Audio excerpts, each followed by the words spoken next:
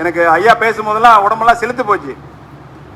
அரசாங்கம் விடியா அது கடந்துட்டு போதியா, நம்ம என்ன செய்வோம், இன்னொரு அரசாங்கத்தை உருவாக்குற அளவு அரசாங்கம் செய்யறதை நம்ம இங்கே செய்வோம் அப்படின்னாங்க. இந்த வயதுல அதனாலதான் ஐயாவுக்கு 8 வயசுன்னு நான் சொன்னேன். ஏன்னா இளம் கன்று பயம் அறியாது, அது வந்து துள்ளி குதிச்சு ஓடும், அந்த மாதிரி தான் ஓடுறாங்க. ஒன்னொன்னு கொண்டா பார்த்துருவோம், என்ன நடக்குதுன்னு செஞ்சு பார்த்துருவோம் அப்படிங்கிறாங்க. ஸோ எனக்கு ரொம்ப பெருமையா இருக்கு, ரொம்ப பெருமையா இருக்கு. ஒன்னே ஒன்று சொல்லி நிறைவு பண்றேன்.